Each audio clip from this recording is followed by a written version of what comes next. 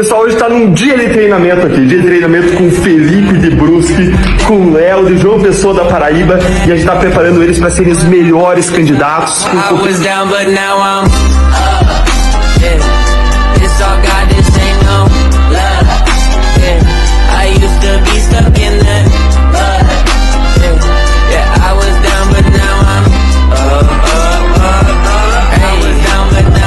Like my name Lazarus, no Satan gon' be mad at this. I had to ask my dad if it's okay to sweep my bad at this. He said, boy, if I picture this out of the park, moving so quick it's like Nós não precisamos aumentar a carga tributária do Rio Grande do Sul. Se aumentar o ICMS de 17% para 19%, em 2027 teremos 3,18 bilhões a mais para se gastar. Para onde irá esses 3,18 bilhões? Esse é o debate. O Parlamento Gaúcho diz o seguinte: nós queremos que 3,18 bilhões fique no bolso do cidadão gaúcho, fique no caixa das empresas, fique nas famílias gaúchas para que elas decidam como usar esse recurso. Enquanto que o governo, e tem autonomia para isso, diz: nós queremos os 3,18 para o nosso caixa, para os nossos gastos.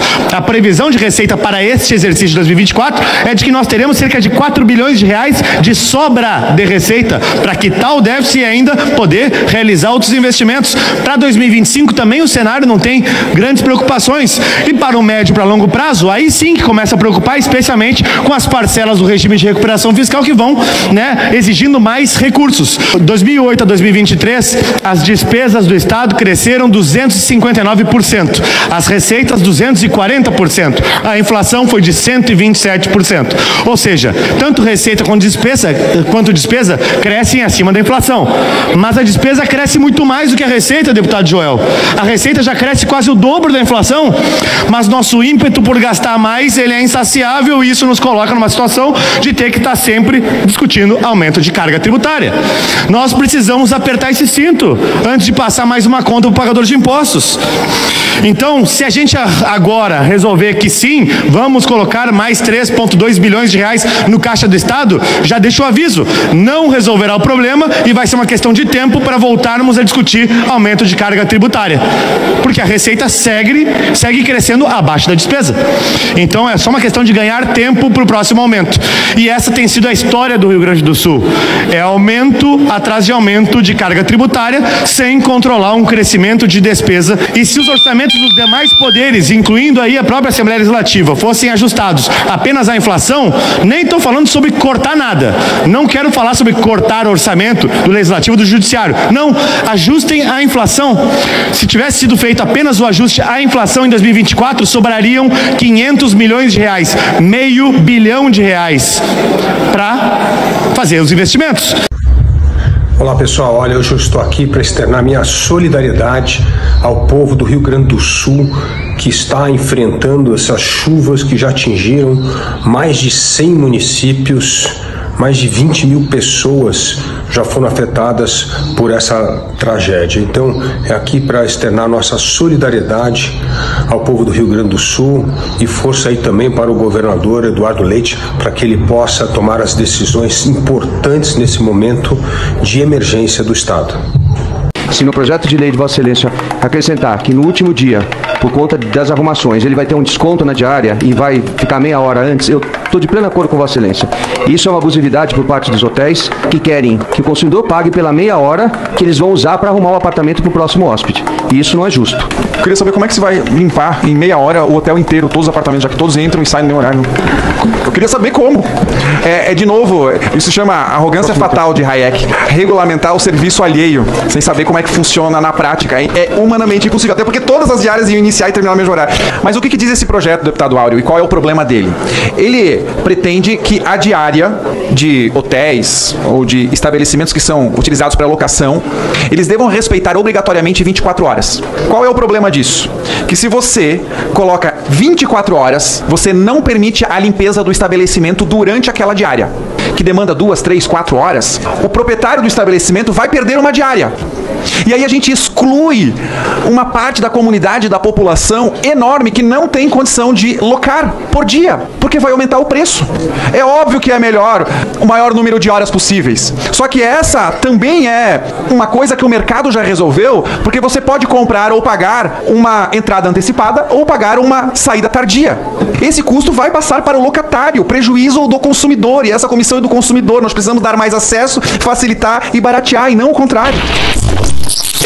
Punir o movimento social, na minha visão, é uma aberração, uma injustiça. As pessoas que fazem isso não praticam o primeiro mandamento e não amam o próximo como devia amar. É isso que nós estamos tratando aqui. O cara planta na propriedade dele, pequena, familiar, cenoura, aipim, e tem 3 galinhas. Planta e cria para sobreviver. Aí vem os invasores, comete crime, artigo 150 do Código Penal. Esse cara que invadiu a propriedade de quem planta e cria para se sustentar, pode, hoje, receber vários benefícios do governo, inclusive Bolsa Família. E mais, pode ser nomeado a um cargo público.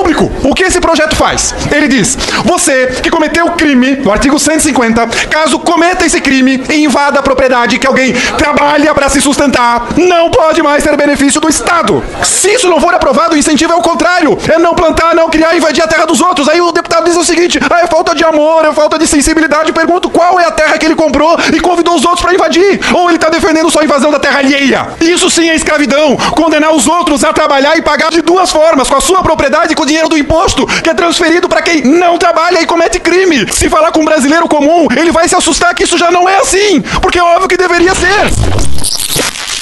Deputado Gilson é um homem estritamente, a economia liberal extrema, até porque ele é pupilo do Paulo Lemann, que defende tanto o mercado, mas quebrou a americana. Presidente, mais voto resposta. Aqui. Direito de resposta, presidente. Artigo 74.7. Obrigado, presidente. Eu acho interessante que os defensores da censura, os defensores do penalizar discurso de ódio, penalizar fake news, cometem fake news. Para mim não tem problema, porque é muito fácil contra-argumentar a mentira. Em nenhuma oportunidade da minha vida eu citei Paulo Lemann. Aliás, Paulo Lemann não é liberal, eu não considero ele liberal. Por que eu sou pupilo de Paulo Lemann? Da onde foi retirada essa informação? Nem conheço, não tenho nenhum, nunca falei, nunca vi, não me interesso. Talvez a obsessão de quem falou deve ser respondida. Até porque nada em relação com o projeto que eu saiba existe. Além do mais, na tentativa de me elogiar, talvez, me chamou de liberal, ou que eu sou, também não é verdade, porque eu não me autodeclaro liberal. Sempre quando alguém me pergunta qual é a minha ideologia, em qual espectro político eu me enquadro, eu falo sem nenhum problema que eu sou libertário, anarcocapitalista, que é diferente de ser liberal. Então, em poucos minutos, para tentar atacar o argumentador e não o argumento, ele me definiu de algo que eu não sou e me fez ser ligado com alguém que eu não conheço, e não é verdade. Muito triste que a discussão tenha tomado esse padrão que ultrapassa as raias da argumentação do projeto, infelizmente. Mais uma vitória contra o aumento de carga tributária no Rio Grande do Sul. O governador Eduardo Leite acabou de avisar, conforme publicado na Gaúcha ZH, a deputados que vai retirar o projeto de aumento do ICMS no Rio Grande do Sul. Projeto que previa aumento da alíquota de 17% para 19%. E agora nós trabalharemos para que os decretos também não entrem em vigor nas condições que foram apresentadas. Afinal de contas, o dano ao Rio Grande do Sul, à economia gaúcha, ao cidadão gaúcho, é enorme, com um grande aumento de carga tributária. E como eu já falei, já apresentei, inclusive com um vídeo publicado aqui em apresentação na Federação, o estado do Rio Grande do Sul não está com problema de arrecadação e não precisa aumentar impostos. Essa situação de ou aumentar ICMS ou editar decretos, ela é uma situação muito mais de um desejo de gastar mais do que efetivamente de uma necessidade. Por isso, eu sou veementemente contrário a qualquer aumento de carga tributária, e hoje é um dia para nós comemorarmos mais uma vitória desta. Estamos desde cedo aqui na Assembleia Legislativa do Estado do Rio Grande do Sul, no gabinete do deputado estadual Felipe Camozato. A gente está trabalhando em conjunto nesse momento tão delicado da história do Rio Grande do Sul, uma tragédia climática sem precedentes, apesar do que já aconteceu nos últimos meses. Essa aqui está sendo a maior da história e, infelizmente, também com grande número de mortos. Região metropolitana também, todo cuidado é pouco, 22 irmãos hoje, também queda de barreiras no caminho, enfim, todo mundo isolado. E aqui na capital, o nível do Guaíba vai aumentar, e quem mora próximo vai precisar sair. Portanto, muita precaução nesse momento, muita paciência e, sobretudo, vamos manter a calma para superar esse desafio, Camusato. É verdade. Aliás, ontem nós fizemos uma live comentando sobre o assunto e prontamente um grupo de voluntários de busca e resgate de Santa Catarina, de Jaraguá do Sul, o grupo Gerar, que chama, já está em deslocamento com um helicóptero adicional aqui para o estado do Rio Grande do Sul, mais equipe de solo, a quem faz questão de agradecer, o diretor operacional Marciano, com quem nós falamos e colocamos em contato com os comandos do Rio Grande do Sul. Com esse helicóptero serão 10 helicópteros em operação no estado fazendo resgate aéreo da população que está em situações de risco, né, nas mais diversos pontos do estado. Portanto, sigam atentos aos informes, aos alertas, tanto de bloqueios de rodovia, como também de áreas alagáveis, como o Marcel bem comentou. Aliás, a iniciativa privada também super bem-vinda a auxiliar nesse momento. Ficamos sabendo também que a Avan está disponibilizando 2 helicópteros, estão vindo aqui para o Rio Grande do Sul para ajudar nos resgates. E todos vocês que têm, de alguma forma, vontade de contribuir nesse momento tão difícil para o Rio Grande do Sul, podem acompanhar aqui na descrição. Nós temos alguns exemplos do que você pode fazer. E você que está assistindo, se é de uma das cidades atingidas e quer solicitar apoio, aproveite a área dos comentários deste post aqui para poder divulgar de que forma as pessoas podem ajudar nesse momento difícil. Seguimos mobilizados, em breve com mais novidades. E as imagens falam por si só. Pessoal, urgente. O governador Eduardo Leite acaba de anunciar que vai encaminhar para a Assembleia um projeto de aumento do ICMS de 17% para 19%. Ele que já havia tentado aumentar o ICMS no final do ano passado, depois colocou os decretos em discussão que iniciariam o seu vigor em 1º de abril para rever benefícios e isenções fiscais, prorrogou por 30 dias esses decretos por conta da rejeição que eles tiveram. Agora, finalmente, ele apresenta o projeto para aumentar o ICMS e com a intenção de votar em 30 dias. Eu acabei de uma entrevista para a Folha de Canela enquanto eu voltava aqui da Serra Gaúcha e eu quero que vocês assistam a seguir para entender o que está em jogo. A gente está vendo agora no primeiro trimestre de 2024 as receitas de ICMS crescendo mais de 2,3 bilhões de reais, acima daquilo que se esperava, inclusive. A receita está crescendo, mas nós temos um grande problema que é o aumento da despesa. A gente vem vendo o governo do estado gastando mais e mais, seja com recomposições salariais, seja com nomeação de servidores, seja com programas dos mais diversos. Programa avançar no turismo, avançar na saúde, avançar na educação, avançar nos esportes, lazer. Então tudo isso fez com que os gastos crescessem mais rápido que a receita. Isso nos traz um problema, porque já que o governador ele não quer abrir mão de gastar menos, não quer cortar gastos, ele inevitavelmente empurra essa conta para o pagador de impostos. E eu tenho feito 2 críticas com relação a isso, né? Primeiro, quem vive de impostos, Poder Executivo, Legislativo, Judiciário, Defensoria, Tribunal de Contas, Ministério Público, Tribunal de Justiça Militar, enfim, todos esses deveriam fazer um esforço adicional segurando seus cintos antes de mandar conta para quem paga os impostos, né? Porque, mais uma vez, é o Estado crescendo e o cidadão diminuindo, né? Então passa a conta sempre para quem paga. E eu tenho defendido que não, que olha, quem sabe a gente pega os orçamentos dos poderes e contingencia esse orçamento para evitar que o cidadão pague uma conta maior. Esse primeiro ponto. Segundo ponto é que quem garante que esse aumento de ICMS não voltará à pauta de discussão ano que vem, daqui 2 anos, daqui 3 anos, porque se essa postura de seguir aumentando gastos, não quero cortar, não quero cortar, já fiz minha parte. Ou seja, se a postura é essa, de sempre que o Estado vai gastar mais, gastar mais, gastar mais, não vai ter aumento de imposto que chegue. A gente aumentaria agora para 19%, ano que vem, 2 anos da partir de agora, estaria aumentando para 20, 21, depois ia estar aumentando para 23. Ou seja, onde é que para esse negócio? Paralelo no debate político, a gente gosta de discutir também, né, os dados para fazer política baseada em evidências. E eu trago aqui a primeira afirmação que eu quero embasar com esses dados, de que nós não precisamos aumentar impostos, seja pelo plano A, seja pelo plano B. E vou aqui justificar, né? Iniciando aqui sobre o impacto no bolso dos gaúchos pretendido com esse aumento de ICMS ou com os decretos editados e que agora ganharam um prazo, novo prazo para entrar em vigor, né? A gente está vendo o governador buscar aí 3,18 bilhões de reais até 2027, significa dizer que essa discussão, em última instância, é uma discussão sobre para onde irão 3,18 bilhões de reais do Rio Grande do Sul. Ficarão no bolso dos gaúchos ou irão para os cofres do Estado? Esse é o debate que está posto atualmente na sociedade gaúcha. E a receita de ICMS no primeiro trimestre indica que vai ser um ano de forte arrecadação. Nós tivemos já uma superação de 19% acima da inflação da nossa receita de ICMS no primeiro trimestre. A gente teve nos anos de pandemia uma receita trimestral de ICMS que foi acima da média histórica para o trimestre. E em 2023 uma frustração pontual por conta das legislações aprovadas no Congresso Nacional e também porque não existia a pandemia e nós tivemos uma estiagem que prejudicou a safra, né? Então refletiu também nos dados econômicos. Mas 2024 tem uma retomada forte, inclusive acima da média histórica antes da pandemia. E as estimativas de receita de ICMS, com base nesse primeiro trimestre, indicam que a gente não vai ter déficit em 2024, né? A lei orçamentária previa um déficit de 2,7 bilhões, mas 3 cenários hipotéticos projetados com base nessa arrecadação de primeiro trimestre, do mais pessimista ao mais otimista, feito pela nossa equipe econômica, dão conta de que nós teremos entre 50,5 a 51,2 bilhões de reais em arrecadação, ou seja, superando com alguma folga os 46,9 bilhões de reais da nossa lei orçamentária. Portanto, todas as despesas contratadas, tudo aquilo que está pretendido para investimento, para regime de recuperação fiscal, estaria atendido. Quando a gente olha para o histórico ao longo dos últimos anos, a gente também não enxerga um problema estrutural na receita que exija o aumento do ICMS. Aliás, a nossa receita extraordinária de 2021, ano de pandemia, acabou não sendo utilizada para investimentos que resultassem em aumento de produtividade e aumento de arrecadação futura, né? O que a gente viu, na verdade, foi aquele dinheiro sendo gasto com outras razões, né? Inclusive com reajustes salariais, nomeações e outras questões, mas em 2024 nós teremos um resultado projetado, mais uma vez, acima da média histórica. Então não há problema estrutural de receita. E quais eram os contextos de aumentos de impostos em outros governos quando o Rio Grande do Sul debateu esse tema? Eram todos contextos de caos no serviço público e nas finanças, né? O cenário atual que nós vemos no estado do Rio Grande do Sul não me lembra um cenário de caos tal qual nós vivemos há poucos anos atrás ou anteriormente. Os aumentos, quando aconteceram no estado do Rio Grande do Sul, vieram em momentos de extrema dificuldade. Vale lembrar no governo Sartori, vale lembrar no primeira legislatura do governo Leite, parcelamento de salários, crises na segurança pública, né?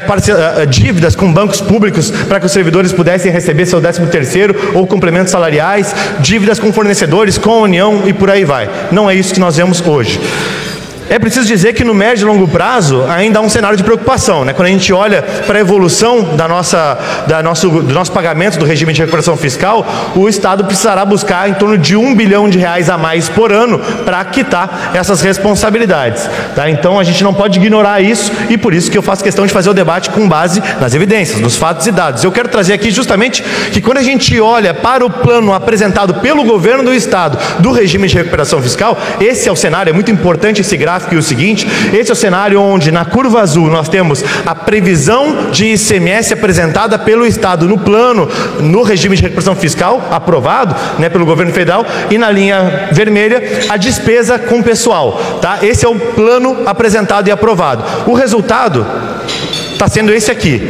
Tá? As receitas têm superado a expectativa do plano, especialmente nesse exercício de 2024. Tudo indica que se superará com folga, tá? Embora tenha havido frustração nos primeiros 2 anos com relação ao plano, mas as despesas, elas sim estão em ambos os exercícios, e confirmará mais uma vez em 24, acima, inclusive, do plano aprovado do regime de recuperação fiscal. Portanto, não se trata de um problema de receitas no Estado, como eu acabei de trazer em dados, mas sim um problema de despesas, que seguem descontroladas, inclusive seguem em descompasso com o plano aprovado do regime de recuperação, ou seja, com o compromisso que o Estado firmou com relação a como é que lidaria com essas finanças. E aqui é a comprovação disso. Primeira coluna, como é que desempenha de 2008 a 2023 as despesas de pessoal e outras, despesas correntes, 259% de ampliação. A nossa receita se ampliou em 240%. E a inflação foi de 127%. Ou seja, a nossa receita é vigorosa. Ela cresce quase o dobro da inflação nesse período, um período longo, de 2008 a 2023. Mas a despesa consegue crescer mais rápido ainda, de maneira mais contundente. Portanto, não falta dinheiro no estado do Rio Grande do Sul. Só falta se a gente seguir gastando mais do que a gente tem arrecadado e mais do que a inflação. E para dar um exemplo, há como conter despesas. E eu tenho falado sobre os orçamentos dos outros poderes, para não falar só do executivo, né? Mas a gente tem aí cerca de 10,5 bilhões de reais na LOA de 2024 de todos os poderes, excepcionalizado o executivo. Desses 10,5 bilhões de reais, nós poderíamos economizar R$500 milhão no ano de 2024 somente se tivesse crescimento de orçamento nesses poderes apenas da inflação. Não estou falando de corte de orçamento do Tribunal de Justiça, não estou falando de corte de orçamento do Ministério Público, não estou falando de nenhum corte, nenhuma demissão de servidor, nada. Estou falando em apenas dar a inflação. Ali o reajuste vai ser de 8,7% para um cenário de IPCA de menos de 4%. Então nós temos caminhos para fazer, e o caminho passa por nós pedirmos a quem vive de impostos que contém um pouco mais o seu ímpeto, em vez de pedir para quem paga impostos que pague mais. Afinal de contas, na evolução da carga tributária do Rio Grande do Sul versus a média brasileira da carga tributária dos estados, nós sempre estivemos acima e seguiremos acima e pioraremos ainda mais o cenário se aumentarmos impostos a partir dos decretos ou do aumento do ICMS. Então a conclusão é, para onde vão os 3 bilhões que estão em discussão? Esses são os planos A e B que nós devemos discutir. O plano A vai para o bolso dos gaúchos, ou o plano B vai para o caixa do Estado. A minha tese, trazida por fatos e dados, é que não precisa ir para o caixa do Estado. Pode ficar no bolso dos gaúchos, e é isso que nós defenderemos na Assembleia Legislativa. Se tiver consenso, se vota imediatamente, deputado Gilson, para facilitar a aprovação. Mas ele é contra. Ele é contra o destaque. Vai orientar sempre contra o destaque. Você está contra tudo e contra todos? Não, só contra o PT mesmo e o governo. Deputado Zé Guimarães, essa matéria é estranha, inclusive. Essa emenda, ela tenta incluir no mover o estabelecimento de uma política de conteúdo local para as atividades de exploração e produção de petróleo. O que isso tem a ver? Quer fazer uma política local, customizada, para quem e por quê? Qual é o benefício que isso gera? Está sendo criado um fundo que ajuda a transição energética, que ajuda as tecnologias de baixo carbono. Na certa, o consumidor deve estar pensando, puxa, bem que poderia ter criado um fundo, né? Para eu pagar 20% a mais e estimular o desenvolvimento tecnológico. Muito fácil dizer que é importante aumentar o desenvolvimento, fazer a pesquisa, a ciência, com dinheiro dos outros. Isso não estimula, isso é pago. Ah, porque é melhor assim do que o juro. Não sei melhor para quem. E outra, qual é o resultado que esse estímulo estatal gera? Historicamente, quase que nada. Quem desenvolve ciência e tecnologia é iniciativa privada e não fundo público. É um negócio horripilante, um protecionismo, um intervencionismo caríssimo. Vivemos em tempos sombrios, onde a população precisa trabalhar, pagar muito cada vez mais e pior, ficar quieta. Essa pouca vergonha que querem derrubar agora é fazer com que as pessoas não deem a sua opinião, não reclamem, não critiquem as pessoas que digam para o governo parar de interferir, parar de cobrar cada vez mais. O que nós estamos fazendo aqui é manter o veto da liberdade, autorizar as pessoas a criticar os poderosos e donos do poder que querem prender e dar 5 anos de cadeia contra aqueles que não concordam. Um absurdo gigantesco. E esse plenário deveria ser sim para todos, porque amanhã ou depois pode ser condenado unicamente por ter uma opinião contrária. É sim, dedo forte. Obrigado. Está encerrada a votação. Votaram sim 317 deputados, não 139 deputados, 4 abstenções. Mantido na Câmara, o veto deixa de ser submetido ao Senado. Será feita a comunicação ao senhor presidente da República. Fala pessoal, olha, hoje é o grande dia, estou lançando meu novo livro, Vire à Direita, Siga em Frente, e eu estou esperando você, hoje às 19 horas, na Livraria Travessa do Shopping Iguatemi, aqui em São Paulo. Então se você puder passar lá, será um grande prazer revê-lo. Um abraço e até lá! Hoje, às 19 horas, na Livraria Travessa do Shopping Iguatemi, o livro imperdível para você que acredita na direita sensata. É o que tu é, Gilson. Tu é desagradável, tu é irritante. Mas na verdade incomoda mesmo. Você é chato, você é inconveniente, você é insistente. Chato. Discordou que eu fiz o pedido de vista, despirocou. Faltou só bater na mesa, xingou de tudo, pegou o microfone, interrompeu. E eu que sou intransigente. Presidente, é incrível como nessa comissão existem parlamentares eleitos que conseguem disparar uma metralhadora de adjetivos que ultrapassam as raias da discussão legislativa. Os parlamentares, eles têm direito a pedir verificação, a pedir retirada de pauta. E é engraçado que eu pedi verificação, algo regimental, eu sou chato. Jamais disse isso para qualquer colega. Mesmo dizendo isso para mim, a falta de educação ela é tão suprema que é totalmente desnecessário eu responder. Se você quer convencer alguém, precisa ser educado, precisa ser polido, precisa ter urbanidade. Ninguém aqui é guri pequeno. Ceder qualquer tipo de pedido porque você está sendo xingado. Vamos discutir o tema. Poderia me convencer relacionado aos argumentos do projeto. Mas agora me adjetivar, achando que eu vou ficar ofendido, que eu vou responder, que eu vou bater, é óbvio que não. Conte com a minha chatice, presidente.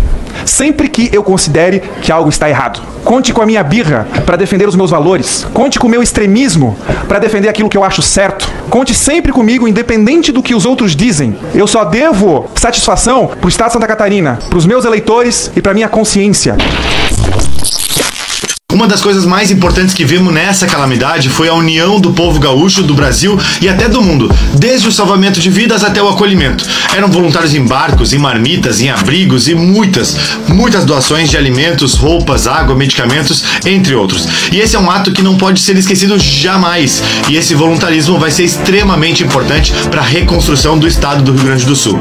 É por isso que eu estou apresentando um projeto de lei para isentar de impostos estaduais as doações de todos aqueles que queiram contribuir com a reconstrução do estado do Rio Grande do Sul, seja através de recursos financeiros, seja através de materiais de construção ou qualquer outra necessidade. Eu tenho certeza que esse projeto vai ser aprovado de forma célere para garantir a segurança jurídica de todos aqueles que estão contribuindo e que querem contribuir ainda mais com o futuro do Rio Grande do Sul. Muito obrigado a todos que estão se engajando, doando e ajudando a fazer virarmos a página desse episódio trágico da história do nosso estado. Mas eu vou usar meu tempo de fala para fazer algumas críticas ao Estado e na sua administração da tragédia que ocorre no Rio Grande do Sul.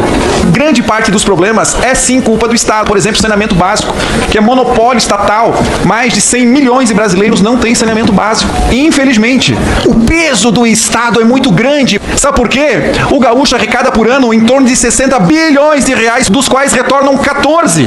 O que seria possível de fazer com essa diferença, tanto em prevenção como em correção? E aí agora, o tempo todo, eles têm que pedir pinico para darem um pouquinho aqui do governo federal, coisa que jamais deveria ser tirado de lá. O Rio Grande do Sul tem 90 bilhões de reais em torno disso de dívida para o governo federal. Quer fazer uma coisa boa? Dá anistia, perdoa. Não faz sentido eles trabalharem, se esforçarem, o recurso foge para o governo federal e volta quase nada. A solução é dar mais liberdade, mais recurso não retirado de lá, menos burocracia. E aqui, nessa esteira, para não dizer que eu só fico no discurso, só apresentei o PL 1571/2024 para que haja dispensa de arrais ou habilitação de barco, jet ski, dispensa de nota fiscal dos produtos que chegam no Rio Grande do Sul, dispensa de alvará, dispensa de IPVA dos veículos usados no resgate. É um absurdo se entender quando a pessoa vai lá ajudar, chega o fiscal que deveria estar ajudando dizer: deixa eu ver os teus documentos, deixa eu ver se tem nota fiscal, deixa eu ver se tem alvará. Interrompe o sucesso de um resgate quando deveria estar ajudando e o gaúcho pagando sem retorno. Não deveria ter entrado hoje, inclusive, com o clima que nós estamos vivendo, um absurdo. Por isso, é um desrespeito ao luto do povo gaúcho nesse momento. A silvicultura, ela é produtora de grandes impactos ambientais. São os grandes desertos verdes que a plantação de eucalipto e que a plantação de pinos fazem. E é engraçado a crítica, porque a plantação do pinos, porque o eucalipto, que isso que é um problema ambiental, como vão ser feitas as casas pré-fabricadas de pinos, por exemplo, tratados? Não vamos mais resolver o problema de moradia? Muito fácil criticar, e a indústria moveleira, e os empregos, e o papel para os estudantes. É uma arrogância fatal dizer que futuras árvores causarão enchentes. Eu vou contar para vocês qual é o problema. O problema é a inexistência de recurso preventivo e corretivo do Rio Grande do Sul. Ainda deve 90 milhões para o governo federal. Quer ajudar? Anistia, perdoa a dívida. Para de cobrar tributo. Todo dia aqui é cobrado mais tributo. Água até o pescoço lá, os carros estão no teto, casas também. E essa Câmara aprovou o quê? Vai pagar DPVAT. Perdeu tudo dentro de casa, perdeu roupa, vai comprar na internet, pois tem projeto agora para subir quase que o dobro o valor da compra por internet. Sabe qual é a arrecadação de 2023, deputado? 3 trilhões, recorde histórico. Ah, Gilson, mas isso precisa recorde de dívida pública também. O recurso retirado da sociedade é só para a própria manutenção, para crescer funcionalismo público, para crescer estatal. Aprovado de novo mais um órgão para organizar o sistema fotovoltaico de baixa renda. A solução passa por menos estrutura estatal. Ah, porque não pode, porque machuca o meio ambiente. É óbvio que todo mundo aqui quer proteger o meio ambiente. É óbvio que só tem plantação, porque as pessoas precisam daquele insumo, daquele produto que está sendo plantado. Caso contrário, não seria plantado. Nenhum empreendedor investe em algo que não é vendido. É sempre isso. Ah, porque os políticos vão resolver o problema. E aí, em nome de uma falsa democracia, coloca os brasileiros e os gaúchos de joelhos implorando por um pouquinho de recurso de volta. Um grande absurdo. E hoje nós deveríamos votar o quê? Redução tributária, entrega de competência e atribuição para o governo do Estado. O prejuízo é particular. Um recurso que vai ser enviado para lá, o gaúcho vai pagar e, infelizmente, só tem uma maneira, devolvendo os recursos deles, deixando que eles façam. É só isso. E aí vem uma enchente, o que os políticos dizem? Ah, é porque não teve cuidado ambiental. É porque é plantação de pinos. Façam o meu favor. Vencemos Lula e o esquema do Arrozão. Após entrar na justiça e trabalhar muito sob constantes ataques da militância lulista, nós vencemos. Não vai mais ter leilão de arroz. O governo federal falava em mitigar consequências sociais e econômicas, afirmando que haveria desabastecimento de arroz devido às enchentes, o que era uma grande mentira. 90% do arroz gaúcho já havia sido colhido. E continuaram com essa ideia absurda, que iam prejudicar o Rio Grande do Sul de todo jeito. Mas nós conseguimos suspender brevemente o leilão no início de junho e ele acabou ocorrendo após nossa liminar ser derrubada. Só que foi um leilão cheio de irregularidades e o Brasil inteiro viu isso, com empresas de fundo de quintal participando dele. Organização digna de país de terceiro mundo. A gente entrou na justiça novamente, junto com o Marcel e o Redec, somados ao deputado Marcos Vinícius, Afonso Ram e José Medeiros. Buscamos também o Ministério Público, Tribunal de Contas da União e o CAD. As irregularidades ficaram tão óbvias que o governo federal anulou o leilão, mas ainda queriam fazer ele novamente. E hoje a gente chega ao fim dessa novela. O ministro da Agricultura disse que o Brasil não precisa mais do leilão de arroz. Na verdade, nunca precisou. Seriam quase 7 bilhões de reais empregados numa ação desnecessária e puramente eleitoreira. Essa verba seria muito melhor aplicada ajudando vítimas e empresas atingidas pela calamidade no Rio Grande do Sul. Então, é uma grande vitória de todos os gaúchos e uma vergonha imensa para Lula e sua militância extremista que ficaram semanas nos atacando sem parar. Nos ajude a lutar contra o petismo e seus aliados. Compartilhe esse vídeo e me siga aqui nas redes sociais. E agora a gente tem a Luciana Genro, a Manuela, o PSOL, o PCdoB, o PV, a Rede. E a gente tem também o José Fortunati, e a gente que governou a cidade, foi um prefeito bem avaliado. Então eu creio que nós estamos fazendo uma aliança cada vez mais ampla. É essa aliança que você quer governando Porto Alegre? Eu não. Vocês não sabem como eu ficava feliz quando eu vi um trabalhador mostrar uma picanha e falar: eu vou comer picanha e vou tomar uma cerveja. Eu acho que você tem que separar. Mesmo na questão da carne, os empresários querem que você invente toda a carne. Eu acho que a gente tem que mediar. Você tem carne que é consumida só por gente de padrão alto e você tem a carne que o povo consome. Sabe? Então, você pode fazer a separação. Carne de frango, você não vai taxar frango. Carne de frango é o que o povo come, sabe? Todo dia, pé de frango, pescoço de frango, peito de frango. Precisamos encontrar o cavalo caramelo, colocar ele na pista do Salgado Filho, para ver se o governo federal olha e diz que precisa tomar ação. Até agora, muita foto, muita visita, muita viagem de ministro, muito voo de helicóptero, de avião, mas dinheiro mesmo, real, pila, nenhum. A assessora do Ministério de Portos e Aeroportos foi muito clara ao dizer do problema que nós estamos enfrentando com relação ao aeroporto Salgado Filho e a forma com que o governo federal tem endereçado a situação. Disse ela que a ANAC reconheceu a dívida com relação à pandemia, encaminhou para a Secretaria de Orçamento Federal o pagamento, onde então a Casa Civil pede para segurar o pagamento, porque tem receios de que atrapalhe o reequilíbrio da conta da pandemia com da conta das enchentes. É tanta desculpa para não botar R$1 e assumir a sua responsabilidade contratual sobre o Salgado Filho. A Jane Guerra trouxe na sua coluna que são 49 milhões de reais dia perdidos pela falta de operação do Salgado Filho para a economia gaúcha. Aí eu comecei a pensar o que nós podemos fazer para que o governo federal se dê conta de que está sendo omisso e que precisa agir logo. Prontamente pensei, precisamos encontrar o cavalo caramelo, colocar ele na pista do Salgado Filho, para ver se o governo federal olha e diz preciso tomar ação. Talvez assim o governo federal tome uma atitude, porque eles foram muito rápidos, deputado Marcos Vinícius, para botar 7 bilhões de reais para comprar arroz, são rápidos para perdoar a dívida bilionária de ditadura amiga. Nessas horas, a Casa Civil não manda segurar para ver se tem algum risco. Eu não tenho conhecimento técnico suficiente para discutir esse projeto aqui do jeito que ele está redigido pelo deputado Mendonça, que é o autor do projeto. Eu desconfio que aqui a gente precisaria realmente de uma audiência pública. Primeiro que eu adoro quando eu escuto um deputado falando que de fato não tem conhecimento técnico para despachar ou decidir sobre o assunto. E eu também não tenho.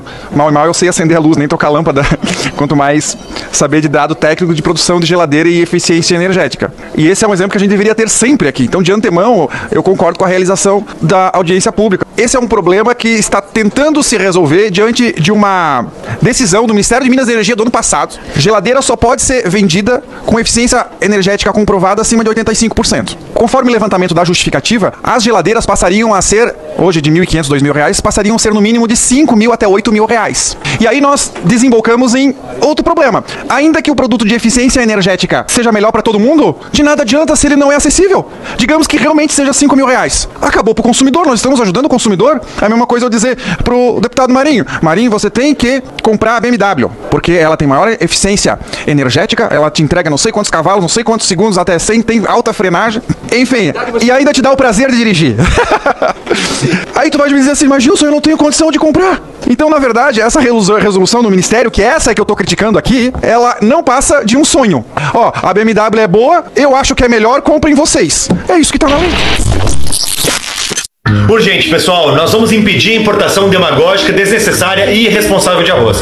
Mais uma vez, eu, o deputado Marcel Van Hatten e o deputado Lucas Redecker estamos na justiça a favor da economia gaúcha, do agro brasileiro e contra o mau uso de recursos públicos. Nós protocolamos na manhã desta quinta-feira, dia 13, um pedido na Justiça Federal do Rio Grande do Sul para barrar o já anunciado novo leilão de arroz importado pelo governo federal. O anterior foi anulado a partir de vários desdobramentos iniciados após a nossa última ação e que estava virando até caso de polícia, como vocês puderam acompanhar. Agora, nós queremos impedir qualquer leilão da Conab até que se justifique, tecnicamente, o alegado risco de desabastecimento de arroz no país. E isso vai ser mais difícil, pois hoje mesmo a própria Conab publicou um relatório confessando que o risco de desabastecimento não existe e que a produção de arroz nesse ano vai ser maior do que do ano anterior. Afinal, a quem interessa insistir no erro? Ou melhor, por que errar virou tão interessante? Celebrar essa vitória que parte aí também do Parlamento Gaúcho, tanto eu quanto o deputado Marcos Vinícius estávamos como parte na ação que questionava justamente ao Tribunal de Contas da União a compra do arroz e que nós tivemos hoje o recuo do governo federal sobre o assunto. Nós entendemos que essa decisão do governo federal ela é errada do início ao fim, né? Primeiro que ela é errada porque não tem necessidade dessa importação, todos os órgãos técnicos, né, e o setor já mostram as condições de fornecer o cereal no Brasil inteiro, que não tem a necessidade, não existe o risco do desabastecimento e mesmo naqueles dias onde havia bloqueios nas rodovias, esses bloqueios prontamente foram superados, reconectando a safra gaúcha ao resto do país. E no final das contas, o que a gente ia ver era um arroz sendo importado, subsidiado, para iludir muitas vezes o eleitor, o cidadão, de que estava comprando um arroz mais barato, enquanto ele estava financiando com um imposto daquilo que ele não vê, né? Então ele está achando que está pagando só R$4, mas tem pelo menos mais R$1 a mais aí, que está contornando, né, pelos impostos, o pagamento desse arroz com o logo do governo federal, numa ação claramente eleitoreira em ano eleitoral. Então, depois ainda teve desdobramento, né, da forma com que se teve o leilão, e aí com grandes questionamentos, nacionalmente repercutiu, e aí o governo então recuou, né, correta decisão de recuar, e mais correta ainda vai ser se anular de vez, né, se não importar arroz. Aliás, me estranha, né, justamente que o presidente da Conab, né, o Edgar Preto, que vem da política tradicionalmente do movimento dos trabalhadores sem terra, que é o movimento que diz que tem condições de produzir arroz, que é o grande produtor de arroz, vai lá e joga contra também com os próprios produtores do movimento ao fazer a importação desse arroz que vem da Tailândia ou de outros países. Eu vejo uma quantidade enorme de empreendedores e eu fico imaginando, em algum momento da história, nós empreendedores, trabalhadores, resolvemos que seria uma boa ideia pagar o que é hoje a metade de tudo que a gente produz para dar para os políticos administrar. E isso seria a solução. Aí eu fico pensando, na nossa empresa, quando tem um problema de engenharia, de gestão, de recursos humanos, de enchente, qual a solução? Vamos chamar os políticos para resolver. Acha que isso vai dar certo? Como? Quando? Aonde? Os políticos são incapazes de dar, comprar, entregar, construir qualquer coisa sem antes retirar da sociedade uma quantidade maior de recursos. Vocês têm ideia de que aqui são aprovadas 15 leis federais por dia útil? A maioria inócua, que não atinge o fim que se espera, gerando um boleto para a sociedade, e essa estrutura enorme custa 13 bilhões de reais por ano. O custo da manutenção não justifica a existência. Nós inauguramos um novo estilo de governo que é trabalhe muito, pague muito e fique quieto, porque você não pode reclamar.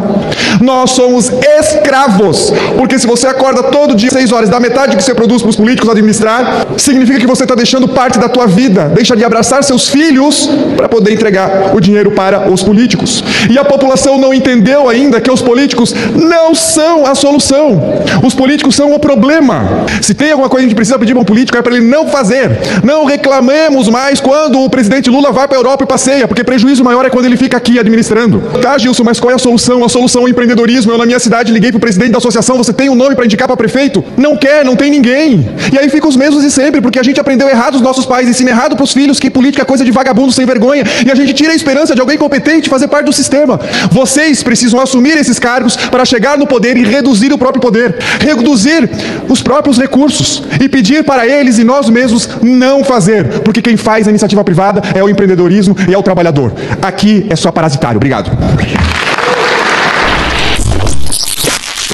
Pessoal, grande vitória urgente acaba de ser suspensa pela Justiça em liminar, em nossa ação, minha, do deputado Marcel Van Hatten, do Partido Novo, do deputado Lucas Redecker, a importação de arroz pretendida pelo governo Lula, né, o arroz Tio Janja, né, essa politicagem que seria um grande dano à economia gaúcha, aos produtores gaúchos, e que não tinha justificativa técnica para essa importação, geraria um grande prejuízo para a economia do Rio Grande do Sul nesse momento sensível, e também, obviamente, não era justificado, além de ter o subsídio do governo federal, esse dinheiro, 7 bilhões de reais, seriam muito mais úteis sendo transferidos para as vítimas das enchentes, para as famílias, para as empresas, do que importando arroz para fazer politicagem com o logo do governo estampado. Mas está suspensa a compra por decisão que recém saiu, suspendendo. A Justiça decidiu então em ação movida por nós, grande vitória, e é isso, seguiremos firmes batalhando em defesa do agro e da produção gaúcha. E aí o PT, que sempre disse que a dívida não existia, que sempre disse que a dívida tinha que ser revista, que o Estado do Rio Grande do Sul já tinha pago essa dívida, foi o primeiro a votar contra. E a Denise Pessoa votou contra a anistia dessa dívida. O governo disse o seguinte: nós vamos postergar as 36 parcelas. E vocês vão pagar depois, mas a gente vai tirar os juros, mas não a correção monetária. E ele disse o seguinte: aí vocês pegam a prestação que vocês iam pagar e criam um fundo para salvar o Estado. Meu amigo, não dá para fazer isso. Sabe por que não dá? Porque se eu tenho que pagar 1 bilhão da minha prestação e eu tenho mais 100 milhões de juros, eu só tenho 100 milhões de juros que tu me abrigou. Porque o 1 bilhão eu tenho que guardar e botar numa aplicação para que ele corrija, para depois dos 36 meses eu ter esse 1 bilhão para te pagar, porque tu vai me cobrar depois de 36 meses.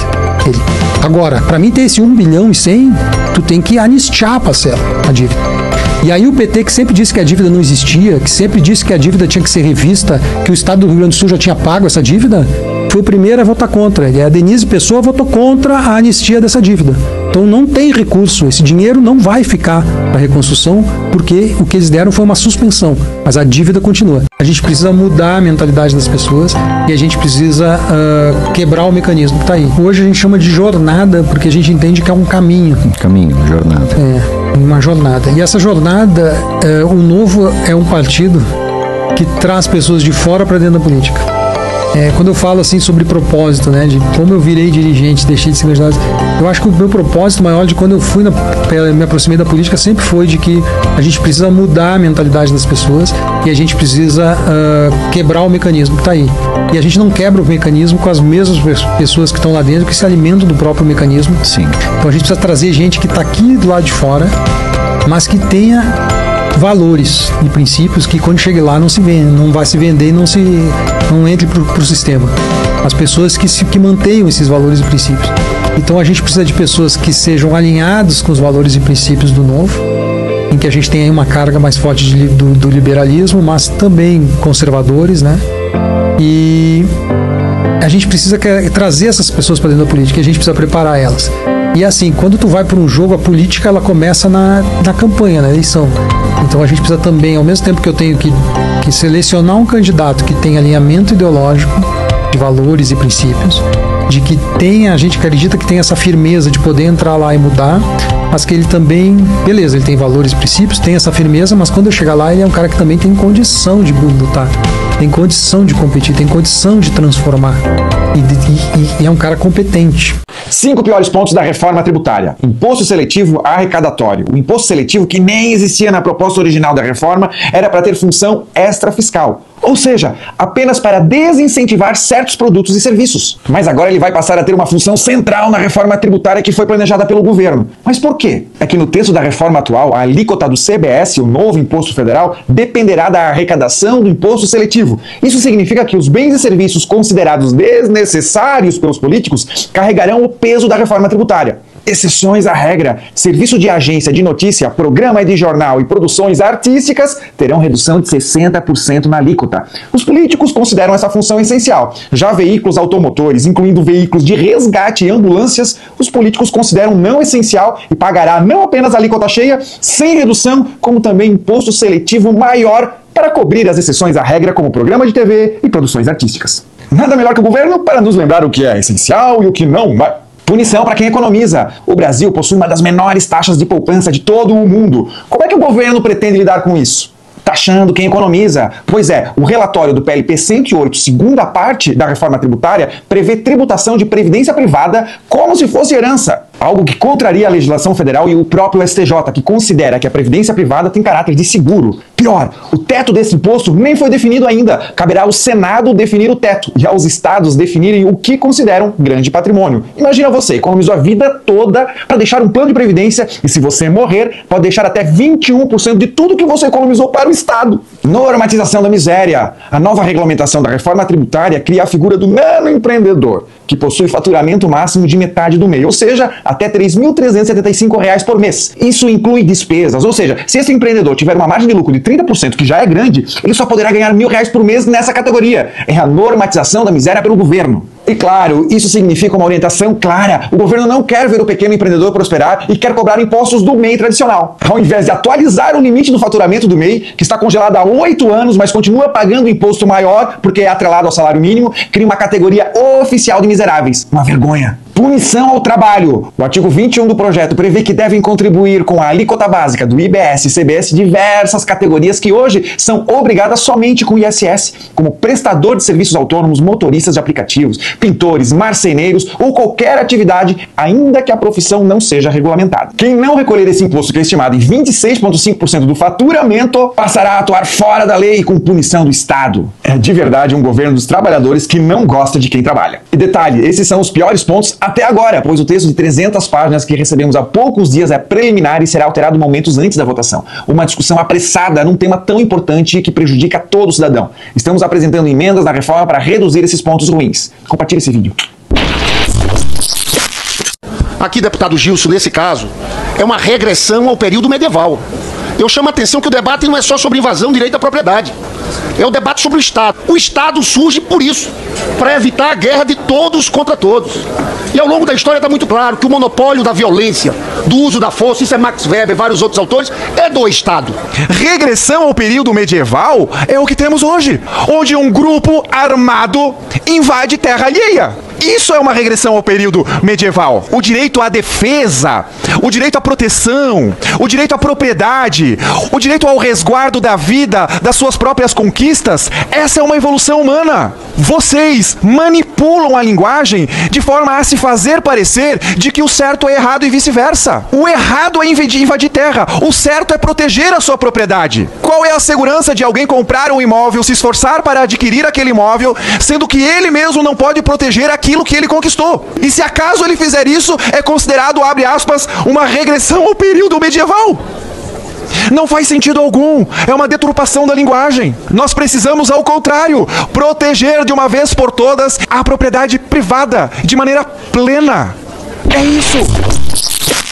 É necessário que a gente saiba o que de fato aconteceu para que a Fraport possa arcar com os custos também da reconstrução do aeroporto, porque nós precisamos de recursos para muita coisa no Rio Grande do Sul e não podemos desperdiçar. Se a Fraport não quiser aceitar esses critérios, bom, que o Estado brasileiro reassuma a administração do aeroporto. Eu divirjo muito dessa opinião de que, olha, a Fraport está se fazendo de coitadinha e toda a responsabilidade é da concessionária, né? O governo federal não tem responsabilidade nenhuma, é sempre culpa dos terceiros. O terceiro é sempre concessionário, é sempre privado, mesmo quando a concessão tenha sido feita pela Dilma Rousseff. Até mesmo se o contrato tem algum problema, bom, então talvez a responsabilidade tenha sido quem redigiu esse contrato. O fato é que, para o cidadão, o aeroporto ele foi qualificado e qualificou o serviço. Essa avaliação dos usuários, ele aumentou o fluxo de passageiros, de riqueza também para transporte de cargas, para a cidade foi importante, para o Estado foi importante, ou seja, houve uma evolução em torno do aeroporto anterior administrado pela Infraero. Dado que nós tivemos essa evolução, nós temos que ver agora como é que a gente continua evoluindo. Me parece que o discurso do Matheus é todo no sentido contrário, como é que a gente prejudica um parceiro privado. Agora, a responsabilidade que me parece que nós temos fatos e dados para poder afirmar é de que o governo federal não é coitadinho e está tentando se fazer de coitadinho e tentando fazer uma economia um tanto quanto mesquinha para não não assumir a responsabilidade contratual. Ele adiantou os 140 milhões da Transurb, que é importante, estatal, administrada pelo PT lá. Ou seja, parece que o governo federal, ele é muito cauteloso para conseguir reconhecer essas questões, mas ele é muito rápido e proativo para fazer politicagem. E aqui, nesse caso de coitadismo, eu estranho o Matheus fazer essa posição, porque parece que o Matheus está querendo defender o ente federal. Não, o governo federal não tem responsabilidade. É só a Fraport. Como se a alternativa fosse romper o contrato, nunca mais ter segurança jurídica para nenhuma outra concessão acontecer no Rio Grande do Sul, e nós ficarmos escravos da Infraero de seus piores banheiros ranqueados no Brasil, segundo os rankings da época que administrava o aeroporto. Eles querem cortar na carne do povo brasileiro, mas querem aplaudir o Estado que serve ao mercado financeiro, à elite. Não defendem Estado mínimo para a elite, defendem Estado mínimo para o povo brasileiro. E aí eu escuto dizendo que o Estado mínimo é para defender os ricos e o Estado defende os pobres. Pois então me responda, deputado. Por que tem infraestrutura, escola, saneamento, iluminação nos bairros ricos? Não deveria ter isso na favela? Não é para ajudar os pobres? Por que um filho do médico paga meia entrada no cinema, que aliás estuda na escola pública federal, e a empregada que paga a entrada cheia do cinema também paga a faculdade do rico? Essa é a política pública que dá certo? Educação, então, vamos falar de educação. Quais são os índices, os resultados educacionais do Brasil? Qual é o resultado do PISA? Olhem vocês, pesquisem vocês, qual é o resultado do PISA? O aluno sai do segundo grau sem saber matemática básica, sem interpretar texto.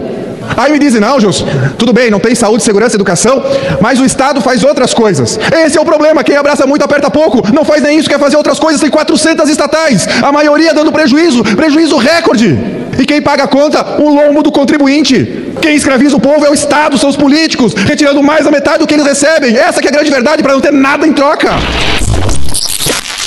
Olha a sacanagem, a Câmara aprovou a PEC da anistia. Confira 5 pontos dessa vergonha. Anistia de multas. A PEC livra partidos de pagarem multas por descumprirem as cotas de repasse para as candidaturas de negros. Veja só a hipocrisia. Eles criam regras que nem deveriam existir, aí descumprem e depois eles mesmos se perdoam. Inacreditável! Imunidade tributária. É isso mesmo. Para o povo, impostos. Para os políticos, isenção. Com a PEC, pretende-se ampliar ainda mais a imunidade tributária dos partidos, anulando todas as sanções de natureza tributária já aplicadas, incluindo aquelas oriundas de processos administrativos e judiciais já transitados em julgado. Refis para partidos. Cria um programa de recuperação fiscal para os partidos pagarem suas dívidas sem juros e multa, apenas com a correção monetária do valor original do débito.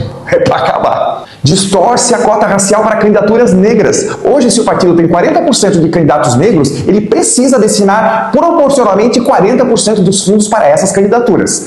Com a PEC, fixa-se um valor de 30%. Porém, essa distribuição é discricionária, ou seja, tem a possibilidade de que os gastos se concentrem em poucos candidatos e em determinadas regiões, deixando todos os outros a ver navios. Uso do fundo para pagar multas. Olha só, o partido não cumpre as regras, é multado, mas pode usar dinheiro público para pagar por essas irregularidades. Até mesmo as multas por Caixa 2 poderão ser pagas com esse recurso. Não tem outro nome, é pura sacanagem. Compartilhe esse vídeo.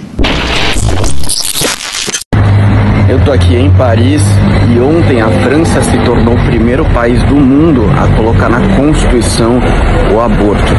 E o inferno tá em festa. Colocaram na Torre Eiffel para comemorar meu corpo, minhas regras. E vamos entender o que está acontecendo na França. Hoje, mais da metade da população é ateia, não acredita em Deus. O Islã está crescendo numa velocidade impressionante. Dos 67 milhões de habitantes na França, 19 milhões já são muçulmanos ou filhos de muçulmanos, ou seja, praticamente 1/3 da população. E os franceses não têm mais filhos. Ano passado foi a menor taxa de natalidade desde a Segunda Guerra Mundial. E vejam só que ironia, essa lei que agora está na Constituição, né, para as mulheres abortarem, é feita para os franceses. Porque eu garanto que os imigrantes não vão abortar e que os muçulmanos não vão abortar. Então é uma população que está literalmente se suicidando. É uma população que está matando o seu próprio povo para ser substituída por outros povos que estão vindo para cá. Então realmente é muito complexa a situação. Eu de fato não sei o que vai acontecer com esse país, não sei se existe caminho para restauração, certamente existe, mas hoje eu não consigo enxergar. E que Deus tenha misericórdia dessas pessoas, principalmente dos líderes desse país, do Macron, que foi o grande entusiasta desse projeto para assassinar a própria população. Tá chegando o dia 30, terça-feira, a partir das 19 horas, a convenção que confirma a pré-candidatura de Felipe Camozato à Prefeitura Municipal de Porto Alegre. É uma alegria muito grande poder estar junto com vocês, com todos os nossos candidatos, nesse momento pré, mas então serão confirmados candidatos a vereadoras, candidatas a vereadora, nosso candidato a prefeito, todos filiados do Partido Novo e as pessoas que junto conosco vão fazer a diferença nesta eleição no município de Porto Alegre. Nós precisamos de alternativa e Camozato é, sem dúvida nenhuma, a melhor escolha. Contem comigo no dia 30 à noite, a partir das 19 horas em Porto Alegre. Estaremos juntos. Valeu! Pessoal, quero convidar todos vocês a participarem do nosso grupo de mobilização digital. É uma forma da gente conseguir enviar os principais conteúdos relacionados à campanha eleitoral que começa logo mais e fazer com que a gente possa multiplicar nas redes sociais esses conteúdos. Afinal de contas, a mobilização digital será fundamental para que o Novo possa ser conhecido em toda a cidade e a gente possa ter uma excelente votação. Então, conto com vocês lá, acessem aqui junto desse vídeo com o texto do link. Presidente, eu já briguei, eu já gritei, é uma decepção atrás da outra, maldito dia 13. E nós já aprovamos uma porcaria de uma reforma tributária, depois uma regulação da reforma tributária, que a metade era somente de exceções, e agora nós estamos criando um órgão que se chama Comitê Gestor. E o trabalhador vai pagar esse órgão que faz o quê?